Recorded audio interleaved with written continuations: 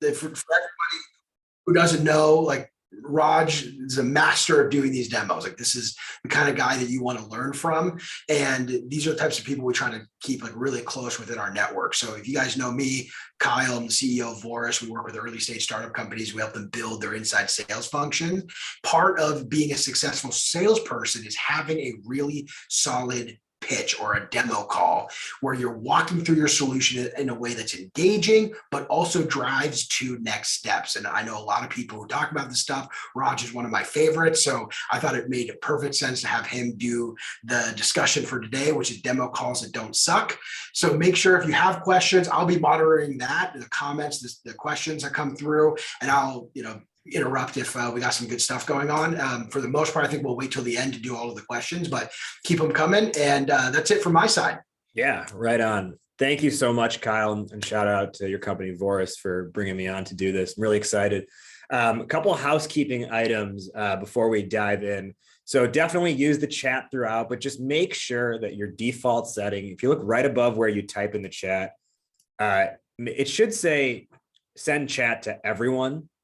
That way your message goes out to everyone. I think the default might be just send to hosts and panelists, but make sure you click the drop down and change it to send chat to everyone. So that way everyone can see what you're saying.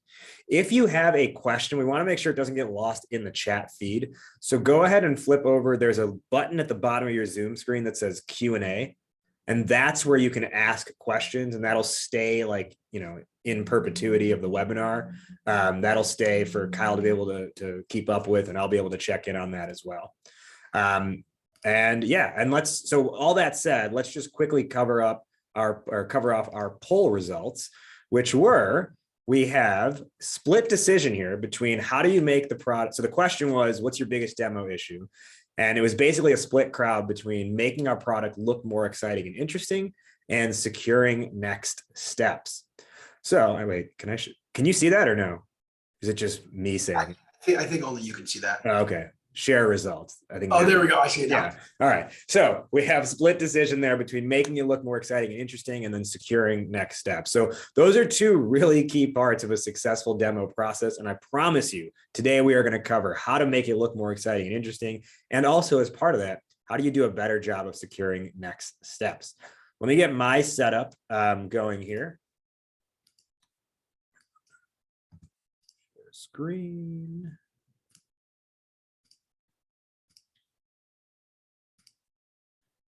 All right, so just confirm for me, you can in fact see my photo of Dwayne "The Rock" Johnson there, yeah? Yeah, I see it. Okay, perfect. I'm also going to have my chat feed pulled up alongside my slides here, so I'll be able to see chat things as they're coming in. So please be active in the chat. And I'll also prompt you to do some things throughout so we can make this totally fun and interactive the whole way through. So welcome, everybody. My name is Rajiv Nathan, aka RajNATION with Startup Hypeman, and this is Demo Calls That Don't Suck.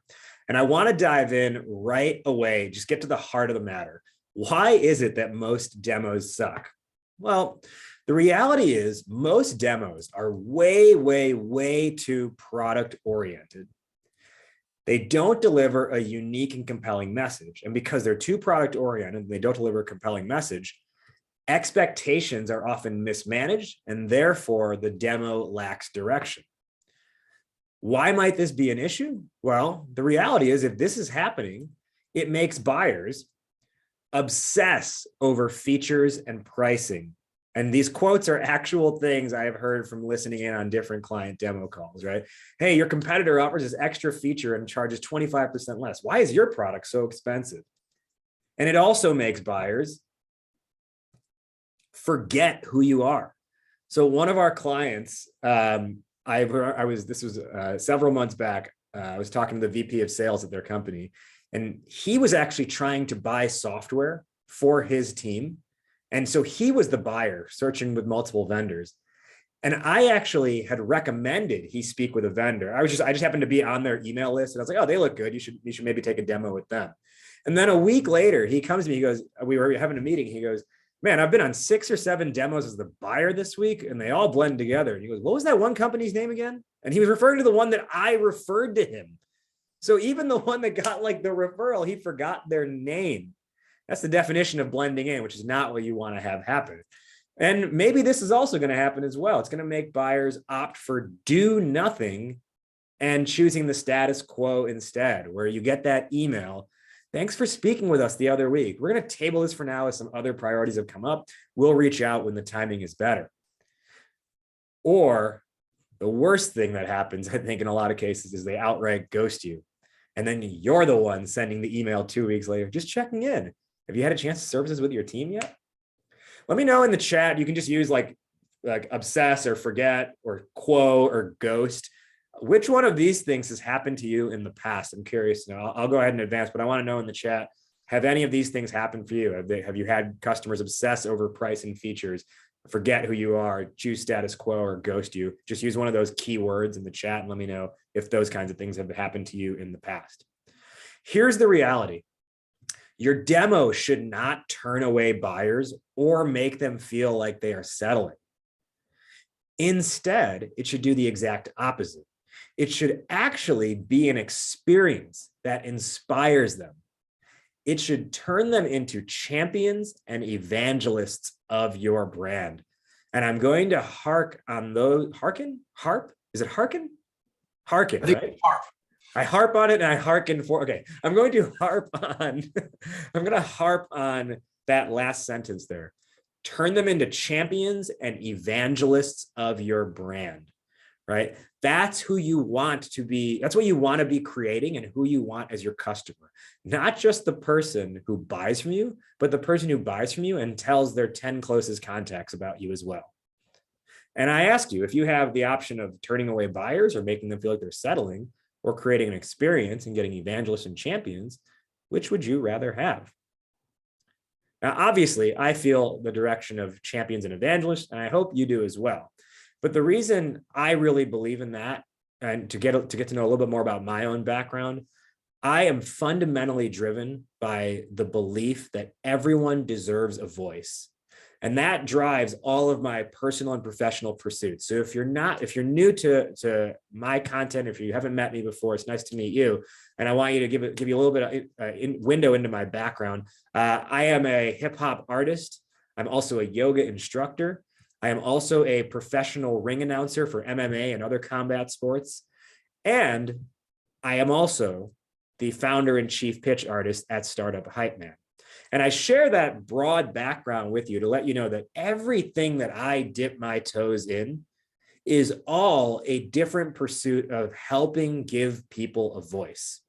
And I use that diverse background to help companies with Startup Hypeman. So it's not just that I don't just think about the business of it. I think about the overall scope of how do we connect in a way that's going to be unlike anything they've heard from anyone else. And what's been cool over the years is just be recognized in a lot of different places. If you like TED Talks, look up mine, just search my name and TED Talk. I did a talk on vulnerability before Brené Brown made vulnerability cool. It was like 8 years ago I did the talk, and to my knowledge, her stuff was not out yet. And what's really insane and something that I like every day, I'm like, I can't believe that happened. Through ring announcing, I've even been like featured on TV on NBC Sports, which just like sometimes blows my mind. So all of that said, today let's talk about how do we improve the demo process. And I want to explain this to you by giving it to you through the lens of an actual company that had issues with this and the changes that they made. And so I want you all to meet Peter. Peter is the CEO of SearchSpring. And SearchSpring is a company that operates in the e-commerce space. He himself is an e-commerce industry veteran. I cold emailed Peter last year to talk about improving their demos. And Peter's response to me was selling through demos is horrible. We're always caught in a feature battle. And so he was receptive to hearing how we might be able to fix this. And we ended up talking and everything. And we said, all right, let's work on this together. And I have to believe that my belief in the power of everyone having a voice is why he entrusted Startup Hypeman, he entrusted the SearchSpring name with Startup Hypeman. And I want to share with you today their story.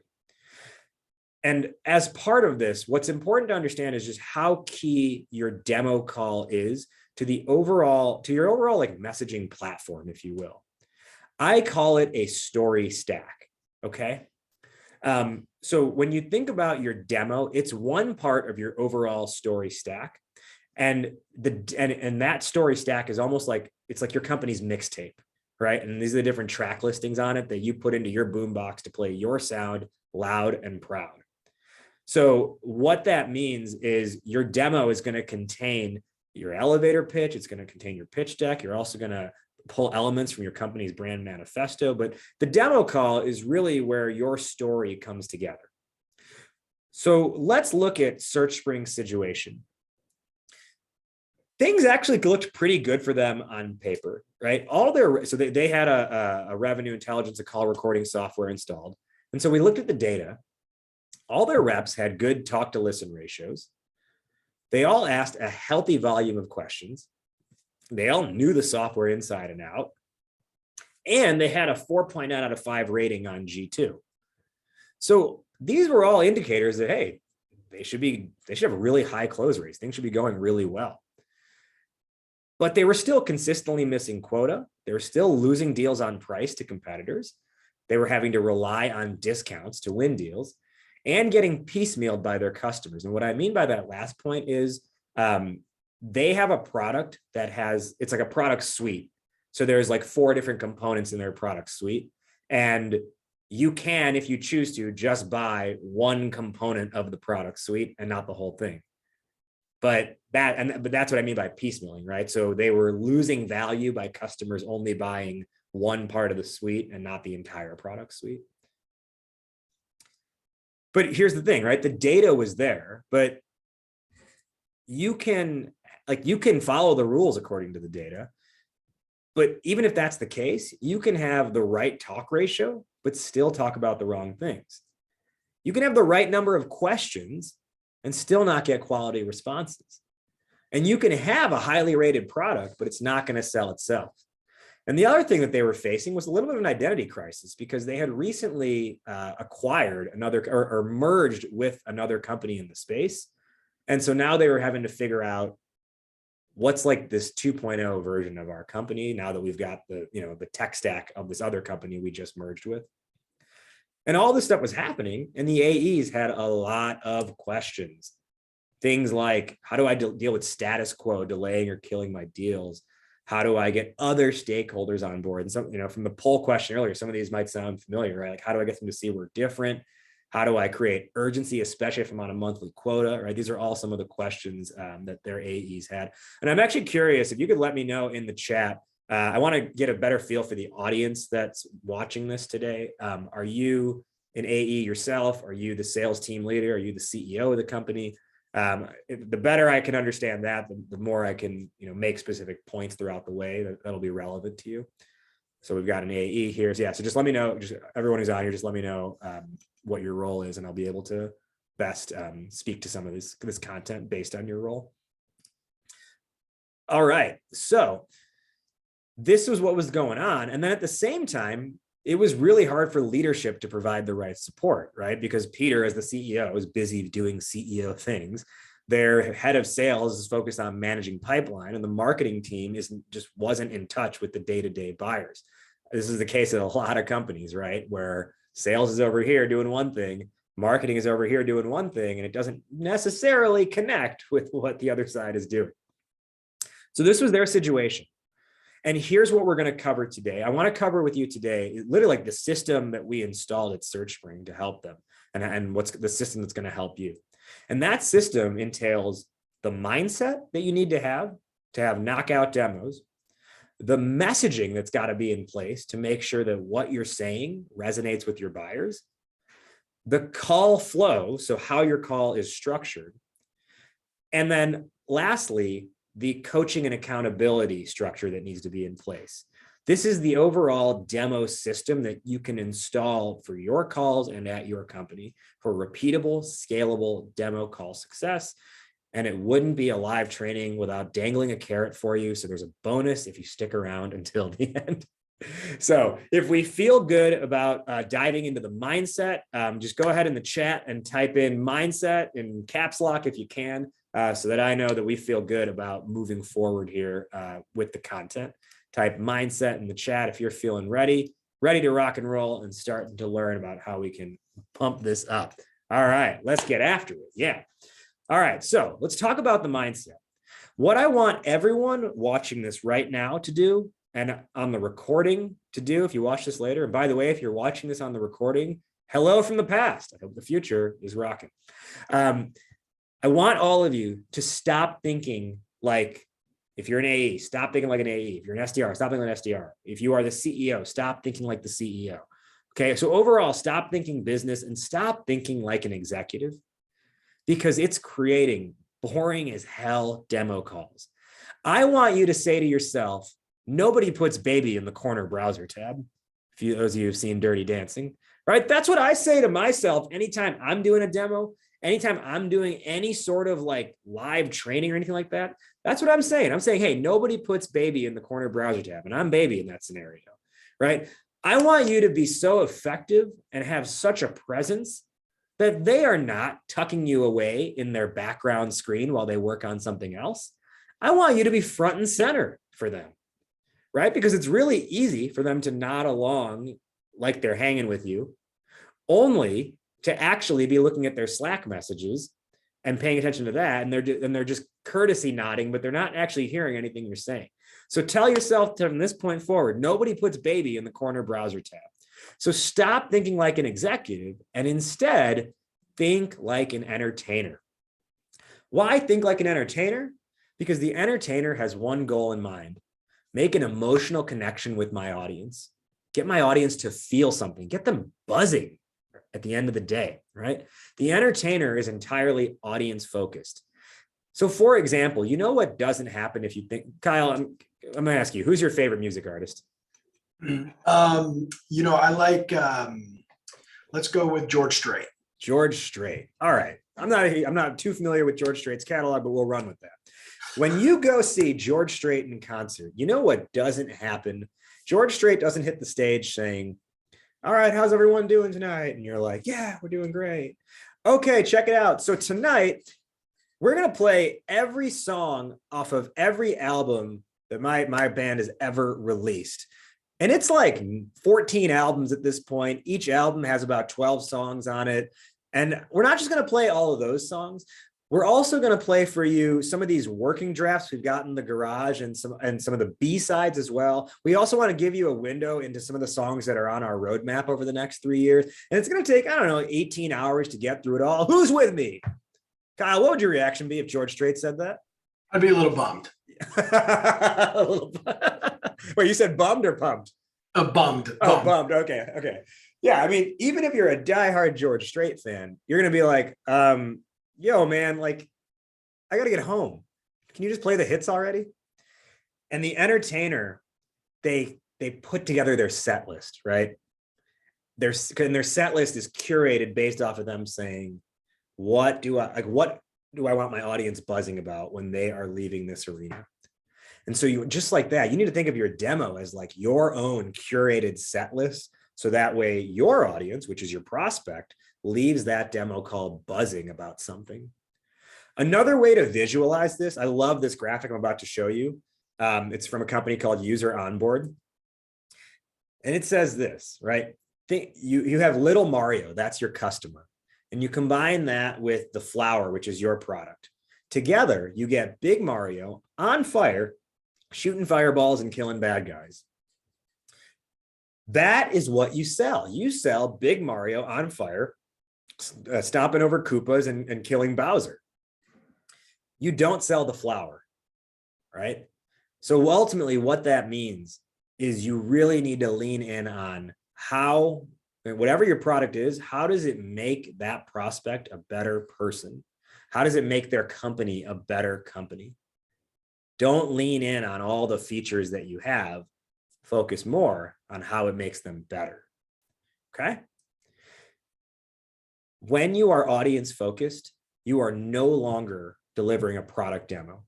You are delivering a brand experience. I really want you to think about that for a moment. You can either have a product demo or you can deliver a brand experience. think about how that might change your approach if you viewed the 9 demo calls on your calendar over the next week. If you viewed each, even on your own side, if you just change the title of that meeting, even on your side, to just say, so-and-so with us, brand experience, how might that change how you approach that call? So that's the mindset, okay? Think like an entertainer. With the mindset, let's dive into part 2 of the system, which is the messaging. And I'm going to ask this question. And all of you who are watching this, I want you to, obviously it's a one-way, so I can't see you or hear you, but I'm just going to take 10 seconds here or 20 seconds. And I want you to say to your own computer screen what your answer is to the question, what does your company do? And right now, if you're participating and you are saying this to your screen, I don't know, maybe you're like, oh crap, shoot, what do we say? Maybe that's how you're starting off. Maybe you're saying, oh, I don't like being put on the spot. Maybe you're talking about your platform. I'll tell you, here's how most companies answer it. And maybe the way you answered it to your screen is a little like this. We're an award-winning AI-powered platform specializing in load delivery throughout the entire product lifecycle. We've worked with top brands across multiple industries with an average 50% increase in delivery and are backed by the same investors who funded Pinterest, Peloton, and Puppy Lingo, like Duolingo, but for puppies. Some variation of that is what most companies do. And I just totally made up. I don't even know what load delivery through a product lifecycle might even be. And Puppy Lingo would be a sweet ass app, by the way. But in any case, this is a very, very me-centered pitch, right? This is using a lot of buzzwords, and it's saying a lot without saying anything at all. And I will tell you, when you think about the messaging on your calls, you have got to know what your elevator pitch is. And here's where I actually disagree with a lot of other experts who will say, no, you shouldn't have one elevator pitch because everyone you talk to is unique and different. And I'm like, yeah, but if your lead flow is good, if you have the right lead flow, you have the same general batch of people that you're talking to. Sure, there might be a little bit of nuance, but you should have one concrete thing that you can say every single time. And when you get that elevator pitch nailed down, what you'll see is that it is actually the foundation for all of your messaging on your demo call and beyond. So let's talk about how you actually improve that. And I want to introduce you today to quite possibly the simplest yet most deadly effective pitch formula you will ever come across. And I call it que pasa. Kyle, any chance you know Spanish and know what que pasa means? I've dabbled. Do you know what que pasa means? Doesn't it mean what did you say? It actually means what's up or what's happening. What are you gonna do? Yeah, so it would be you go and meet, Sam's got it there in the chat. Like you go and meet someone out and you're like, oh, que pasa, right? Like it's like, what's up, friend? That kind of thing. So this is your new elevator pitch formula, que pasa, which stands for the PASA.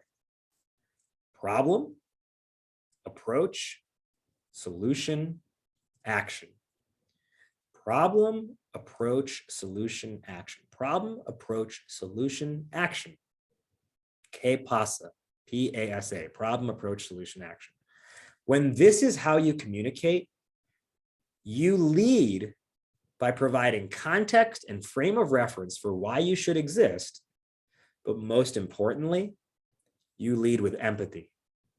You relate to them and their situation first before you start talking about yourself.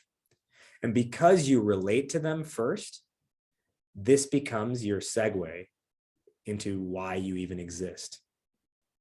Right? It creates a natural transition into talking about your product, your company.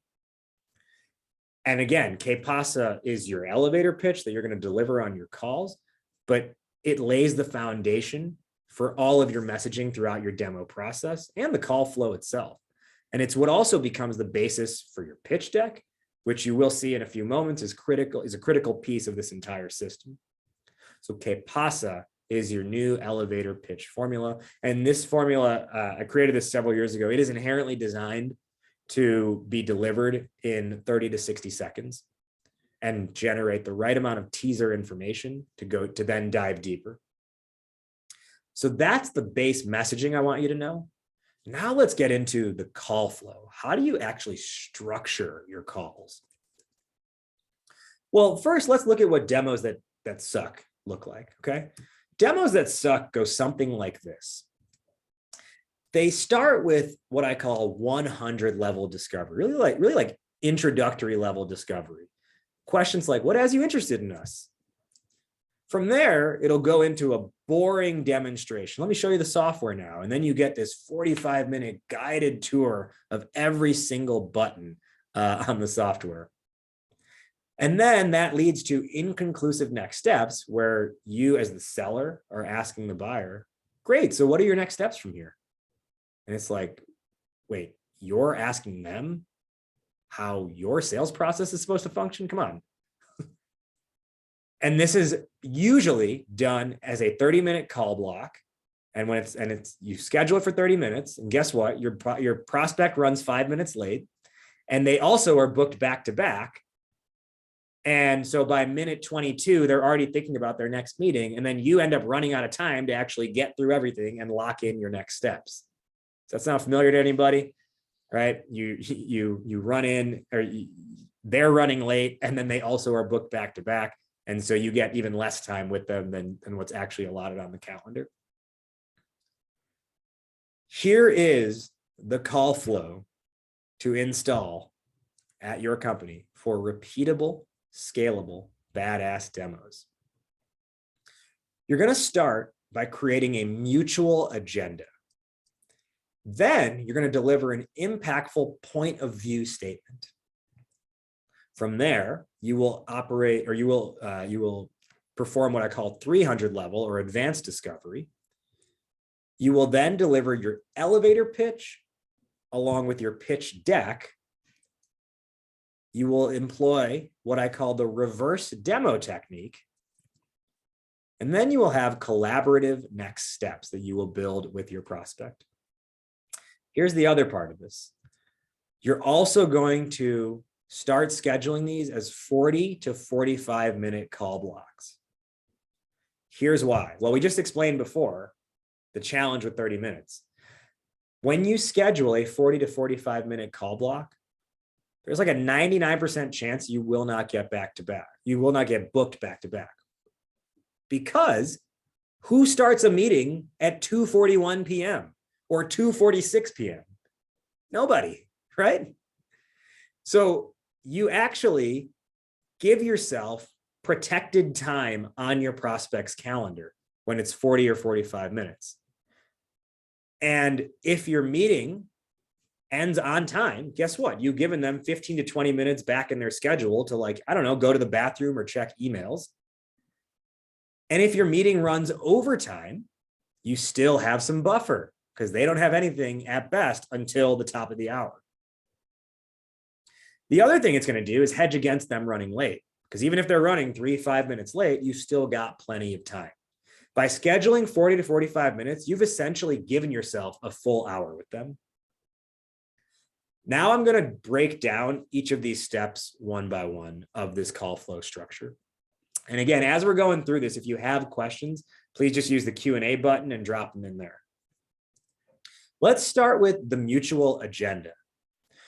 Demos that suck, and every slide here is going to have, hey, here's the thing, but here's what demos that suck do. And when I say demos that suck, what I'm telling you, I've observed a lot of demos. Demos that suck are the majority of demos. Demos that suck skip agendas completely, right? They don't even think about setting an agenda at the start. They just dive right into discovery. But it's like putting a blindfold on your buyer and saying, just trust me. So why you want this agenda up front, because it's going to help establish a common goal. It's going to help keep the call on track, and it's going to secure some initial buy-in. So essentially what you're doing is creating an order of operations for your call that both parties can agree to. And in establishing that common goal, you basically have this North Star that you both have agreed that you're building towards. So you keep the call on track, you establish the common goal. And basically, this is a much better way to hold the focus and attention of your buyer throughout the entire call. It also, here's the kicker, when you set the agenda, so those of you who said you struggle with securing next steps, when you set an agenda up front, what you're actually able to do is tease your next steps at the start of the call, making it easier to establish those next steps at the end of the call, right? So you have some type of like control lever up front. To give you an idea of what that means is, you run through the agenda and you say something like, and if we feel like there's a fit, typically next steps would look like this. And we can discuss that at the end of the call.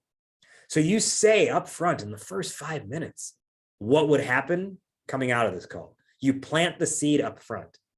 That way, when you get to the end of the call, you're just doing a recall of what they already said they were down with at the beginning. It makes the end of the call that much easier. So this is why a mutual agenda is so important as your first step in the demo flow. I should also call out here, I didn't put it as a bullet point because I didn't put it as like part of the structure because I thought it was obvious. Like, you are going to spend a couple minutes up front, like building rapport. My only thing with that is like, when you're rapport building, please, like try to like talk about something that learns about their personality. Like, don't ask how's the weather. And that's guy, I don't know if like what your stance is. I hate talking about the weather. It's cold here. It's warm where you are. I mean, I would rather tell you the results of my last doctor's appointment than talk about the weather. So that, I mean, everyone's got their own opinion on that. My personal opinion, if you ever demo me, do not ask me about the weather. I'm asking you of you right now. With all the virtual selling, if someone has an interesting background, why not comment on what's in their background? I mean, I literally intentionally have all this in my background so that way I can I have a conversation piece with people when I'm talking with them, or if someone is selling to me, I'm literally giving them a layup of things they could talk about with me at the beginning of a call. So if you see someone who's got a guitar in their background, be like, oh, do you play? And just think about it. If they spend 30 seconds up front telling you about one of their passions, aren't they going to start that call with a smile and have a better opinion of you versus, oh yeah, so how's the pandemic been for you? I don't know, it's been shitty for everyone, right? All right, so enough of my rant there. Mutual agenda. After the mutual agenda, and the T's next steps up front was there too. I should have said that. After the mutual agenda, we then have the impactful point of view statement. Demos that suck do not have a point of view. And I want to ask you, have you ever considered your own company's point of view? This should convey your stance and belief system about the industry as a whole. And I'll tell you this right now, this really should come from your CEO or executive leadership. So if you're an SDR, you're an AE on this call, or you're down on the totem pole, this is something you should ask your leadership of your company. Hey, what is our point of view on the industry? It's kind of like you're saying, hey, anyone who does things this way is doing it wrong. We believe everyone should do things this way instead. We believe the future of the industry is this. It should not be about product features. It should convey a vision. Okay. And I really got to stress that your point of view statement, and it's like a 10 to 20 second statement, but it's not you saying, we believe that everyone should have a performance optimization system. Like that's just saying we believe everyone should have our product. It should be something larger than that lives above product. So I'll give you an example. I'll give you the Startup Hypeman point of view. And you kind of heard a little bit of it earlier. Hey, we believe everyone deserves a voice and every company should own their voice, because without a voice, companies risk getting commoditized by their customers, and their customers will treat their products as interchangeable parts. But when companies choose to own their voice, your customers recognize your unique qualities and they magnetize to your brand and you ascend in your category. right? That's something that is not about product level at all. That's a larger belief about the way companies should be operating relative to Startup Hypeman's, like what the sandbox we play in. And what's amazing is this point of view statement creates a perfect segue into your discovery, because I can deliver that. And then the first question I can ask is, so tell me, how do you think about voice? And then what you're creating is alignment on your belief system, right? Really think about like another way to think about this is like, what is the religion of your brand? Right? If you think about the world's religions are the most successful brands throughout the course of human history.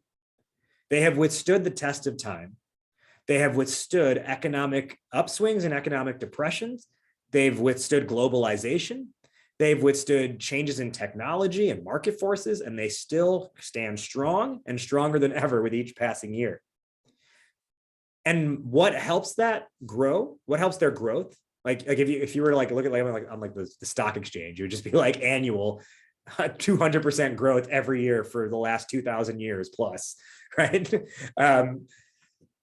What fuels that growth is people know what it means. Like they know what the terms of that religion are, right? They know what salvation looks like. They know what being a part of the religion looks like. They know what the services look like, etc. So you have to think about what's the religion of your brand and how do you get people to become part of your religion? So the point of view statement, by the way, I never thought about this. Is the GIF on loop here just like way too distracting? Should I just do a static image for the next time I do this instead? Maybe it might be. Oh, Sam, you can't even see the GIF. Is it not loading? Oh, well, that's good. That's you don't worry about anything.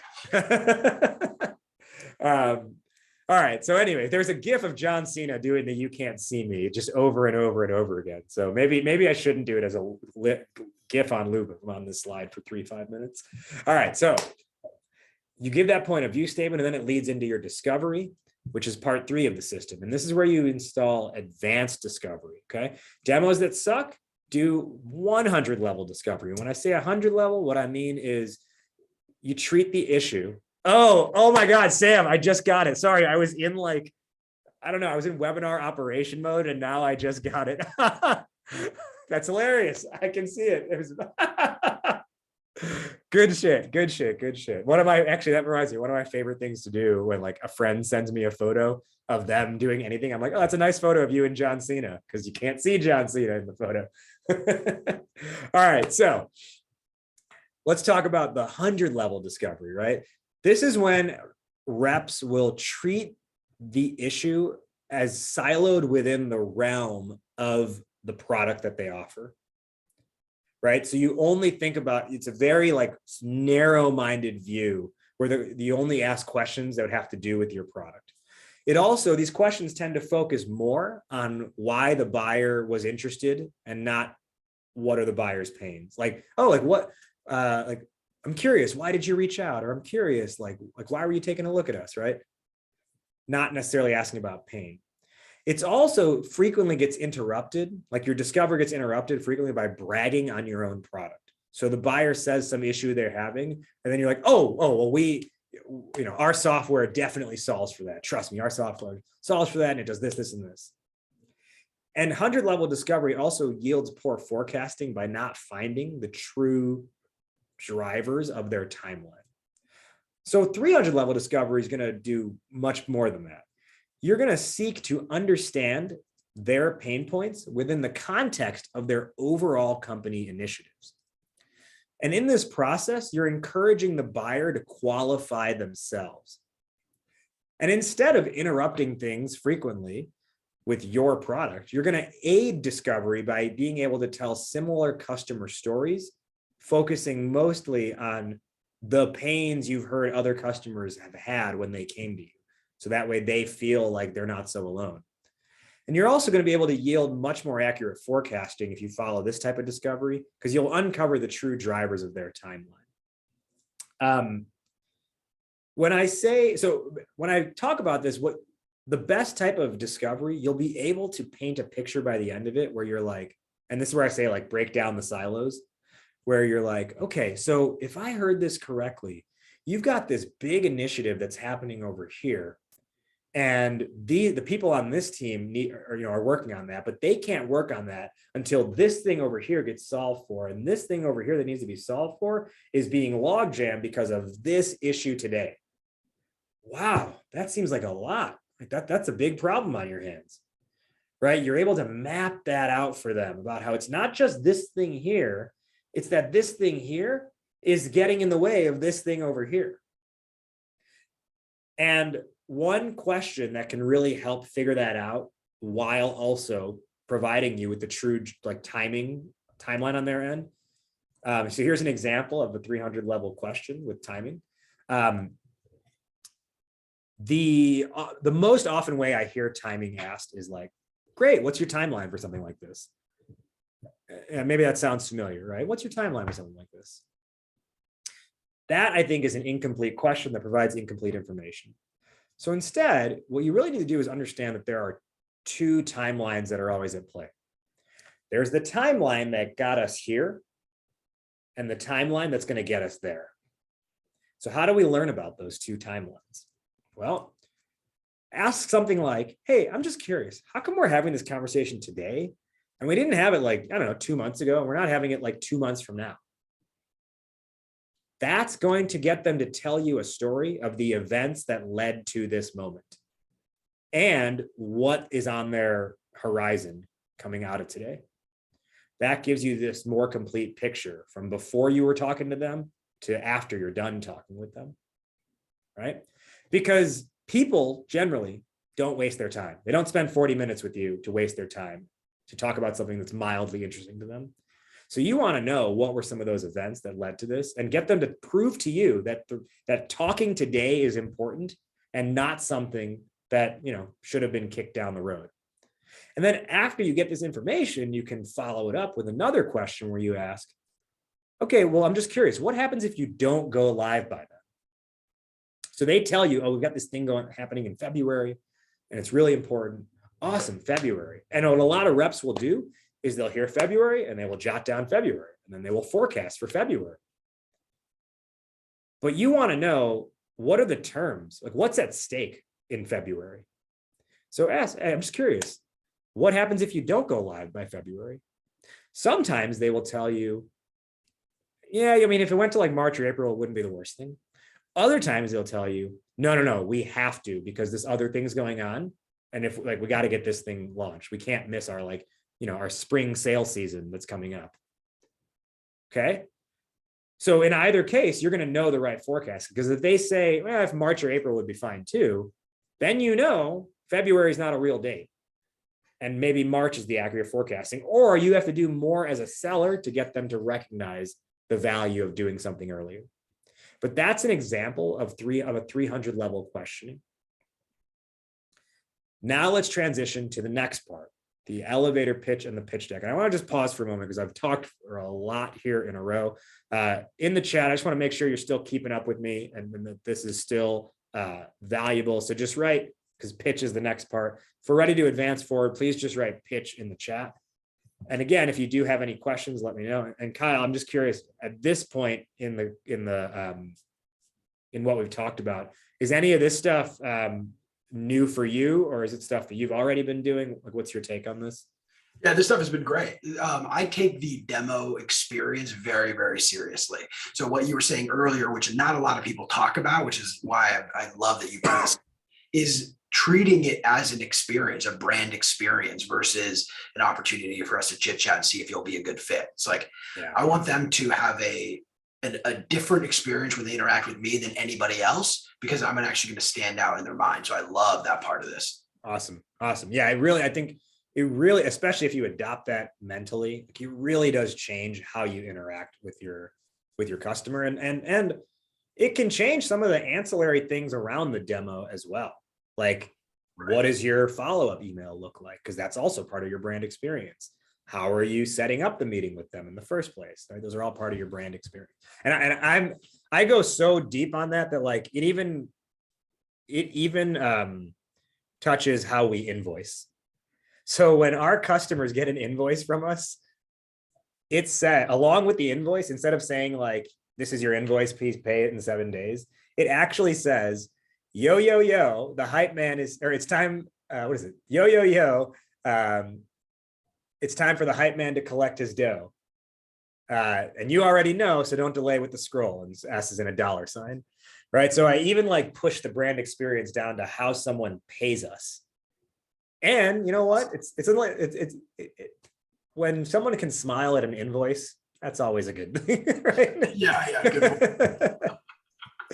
All right, so we got people in the chat saying pitch, so let's go and advance to the next few parts of this. So you have your elevator pitch and your pitch decks next. Demos that suck do not have a way to give a concise introduction, and then they either don't use a deck at all, or they have a bad capabilities deck. And I think you need to throw the capabilities deck in the trash if that's what you're using. Using a deck is a very controversial thing, I'm aware. I am fully on team slides. Let me know in the chat if you're on team slides or team no slides. Here's the situation, right? You finish your discovery, and now you say, okay, that's really helpful. Let me give you a more thorough understanding of what we do here. And you give that que-pasa pitch. And that's a good 30 to 60 second introduction. And that's going to tee up your deck, okay, with the proper context and frame of reference to dive deeper. And now the slides themselves, not a capabilities deck, okay? These slides should define your category and make a state of the industry commentary, okay? It should teach them about their own situation.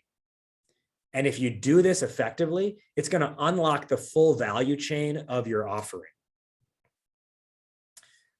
I have a whole nother presentation called Sales Presentations That Don't Suck, which is a deep dive into how to create a kick-ass sales deck. So I'm not going to go into all the slides, like how to create the deck today. Save that for another day. Sign up for that workshop on another day. Just know that your deck should be making a larger commentary on the state of the industry and where things are headed. And guess what? You just so happen to have the perfect product to move things in the direction of where the industry is going. The one thing I will say about this, and again, I have a whole separate workshop specifically dedicated on decks, but the one piece from that I'm going to pull into this is to say that the strongest pitch decks, 50 to 70% of the deck, you're not even talking about your product. And not any 50 to 70, the first 50 to 70% of the deck, you're not yet talking about your product. You're just building a case for the changes in the industry and why something needs to be done. Okay. And when you do this effectively, you'll unlock that full value chain of your offering. So if you have the product suite situation like SearchSpring has, they're going to recognize the value in buying the whole thing, not just buying the one thing they thought they needed out of the gate, right? You can get them to say to themselves, I thought I needed X, but what I really need is Y, right? That's what's going to happen when you can teach them about their own situation. So you give that deck, and that's going to lead into your demo, like the actual software demo. And this is where you deploy the reverse demo technique, because demos that suck they do what I call the curious case of Benjamin's buttons, right? Every single clickable thing is featured. The dashboard is shown at length, and there's no linear path to it, okay? And this is just like screen share hell for 30 minutes, and it's so feature focused, and it looks and feels complex. But this is the first time your buyer is interacting with your software. So if it feels too heavy, they're going to be overwhelmed and not want to buy. So the reverse demo technique, what you're doing is just at a baseline is you want to do a light walkthrough. You are intentionally leaving things out. And in the reverse technique, you start with the end result and you work backwards from there. This works especially well if you sell a software that has a front end user and a back end like admin of some kind. Especially in those cases, start by talking through the end user's experience. When you do that, you'll be able to much better prioritize value over features, and the whole thing will feel simple and linear. And you don't have to spend that much time explaining your product because they're going to emotionally and conceptually get it from your pitch deck. And then with the reverse demo technique, when you pair it with that, now what's going to happen is you start with the end result and work backwards. So that way, all you have to do is be like, and you know what, on the back end, to make it all come together, it's super simple. This, and this, and you're set, right? The whole thing feels like a light lift or no lift at all. And it feels intuitive that way, right? That's how you get it to feel simple and linear. And as a first pass at something, it has to be that. Otherwise, they won't want to come back. And if you're worried, oh no, there's all these things I have to show them. Remember, you always have in your back pocket as a next step, a technical demo where you can then do the full walkthrough. But at first pass, it's got to be light. You do this, then you hit your collaborative next steps. This is the part that, again, a lot of you said you're struggling with how to figure out how to set these next steps, okay? Well, the demos that suck, expect the buyer to tell you your own process by saying, great, so what are your next steps from here? Why should they know how they should be sold to, right? So instead, and I'll tell you, when you do that, you're ceding all control, right? You're giving the control away over the entire process, and you're asking them to tell you what your own sales process should be. And you also end up taking on all the responsibility as the seller, right? You end up in this situation like, okay, great. So what I'm going to do is I'm going to send you that follow-up documentation you asked for. I'll send you the copy of the slides. I'm going to talk to my engineering team about that one question that you had. And I'll also talk to my manager about that price discount you were asking for. I'll get that all to you in an email and just, get back to me once you've read through all that. So you're going to do like 45 minutes of work. And the only thing they've committed to you is maybe responding to your email if they think about it, right? If they even look at your email. You want collaborative next steps, right? Collaborative next steps, you're going to assume control. And you're going to pave the path for them moving forward and divide out the responsibilities of the process, right? You're also essentially, you're asking the buyer to put some skin in the game by assigning responsibility to them. So at a high level, what this is going to look like is great. So it looks like things are a fit here. Do you agree? Yeah, like it sounds like what we have could work for you. Great. So here's what our next steps look like. If you remember at the beginning of the call, we said next steps look like this. Yeah, so let's go ahead and map those out. And just to give you an idea, here's how it all pans out from here. And you create the path to purchase for them. And then you ask, how does that align with your own with how you like to buy things? So you give them a template to operate off of. And what you're doing is finding out, are you here? Are you here? Are you here? Or are you here? And if you're anything but here, you'll know how you get to here. This is how you own the call and own the process. And remember, because if you set the agenda at the front, you're calling back to what you said at the beginning, because when you set the agenda, you said, hey, typically next steps will look like this. And that is your call flow for your repeatable, scalable, badass demos. Real quick here, in just 60 seconds, I just want to cover part 4, which is the coaching and accountability, right? Because you can't expect to just write this down, do it once, and be great forever, right? To quote the great Allen Iverson, how the hell can I make my teammates better by practice? I'm sorry, AI, you were wrong when you said that. The reality is you need to have a repeatable coaching and practice system in place. So and I think the reps who are on this call, I think you'll agree, you need more than just pipeline review meetings to feel successful and be successful. You need real support, real coaching, and feedback. Otherwise, it's like expecting a basketball team to win every game without ever showing up for practice. And I'll tell you, the coaching system that we install when we work with companies is every rep tags a call every month for feedback. We go into the call recording software and we leave notes on it. Then we have a one-on-one feedback session, and then we hold a team game film review session at the end of every month. And that works really well. You can borrow that template if you want, but just make sure you have a regular system of coaching that's literally only dedicated to coaching and accountability. Don't make coaching 5 minutes that's part of your overall pipeline review meeting. It's got to be its own dedicated thing. And that the mindset, the messaging, the call flow, and the coaching and accountability creates the overall system for demos that don't suck. And I want to make sure you understand, for repeatable, scalable success, all four parts of this system need to work together. Because if you don't have the right mindset, your messaging is going to be off. And if your messaging is off, your call flow is not really going to matter. And I tell you, I have had companies before who have said, man, I wish we would have realized earlier on that it wasn't just a demo problem. It was also a messaging problem, right? It's so much more than just the isolated instance of what happens in that 30 minutes, 40 minutes. And this system makes your product demo a brand experience. Again, turning your buyers into champions who evangelize your cause, positioning you as a category leader.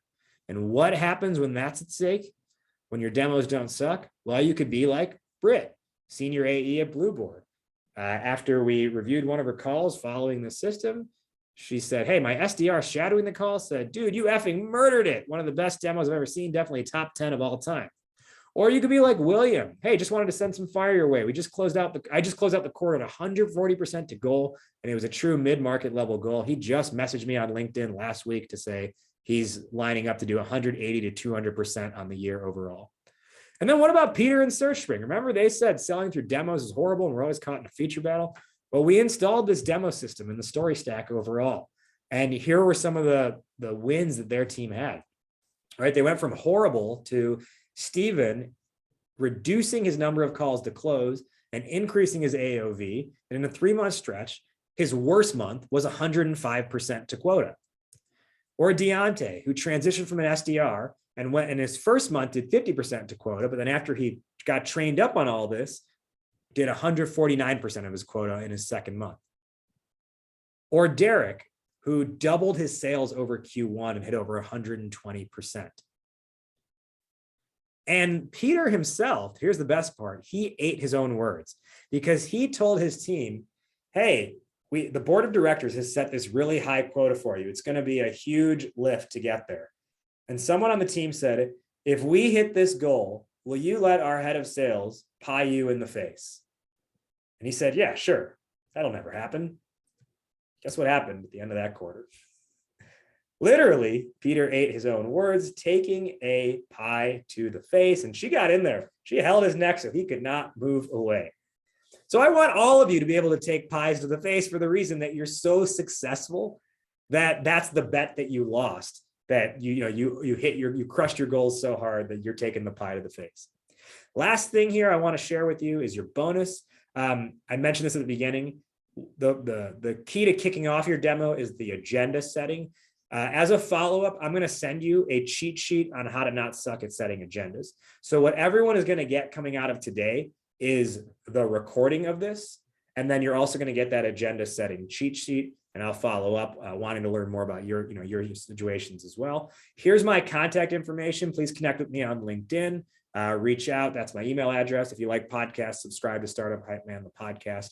And if this is something that your company feels like it needs to work on, hit me up. Happy to have that conversation with you. Just know after this meeting ends, I have to it has to process, and then I have to upload it to YouTube. So it might just be like a day before we get the recording out to you, but rest assured you will get the recording. I'm overtime, but I'm happy to spend a couple minutes if you do have any questions at this point, or and if you're thinking on those and you want to add them in. Kyle, let me know, what are your kind of closing thoughts here, having seen all this? Yeah, this is fantastic. Super helpful stuff. I'm sure people got a lot of value from that.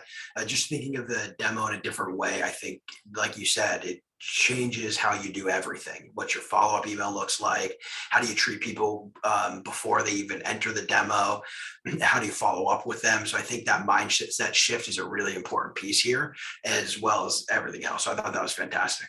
Awesome. Yeah, I think my parting shot would be it starts with the mindset, but really, really make sure that you drop that, stop thinking like an executive and start thinking like an entertainer. Tell yourself, nobody puts baby in the corner browser tab. Even if it's your seventh demo of the day, it's their first time talking to your company. Treat this like it's the first time you've ever done it. Treat it like it's the last time you're ever going to do it, every single time. All right. Appreciate everybody. We'll get the recording out to you. Thank you so much to Kyle and Vouris overall for hosting me for this. We're coming back next week, actually, again. Kyle's going to host a workshop called How to Hire Top Performing SDRs. We will, I wish I had the link on me.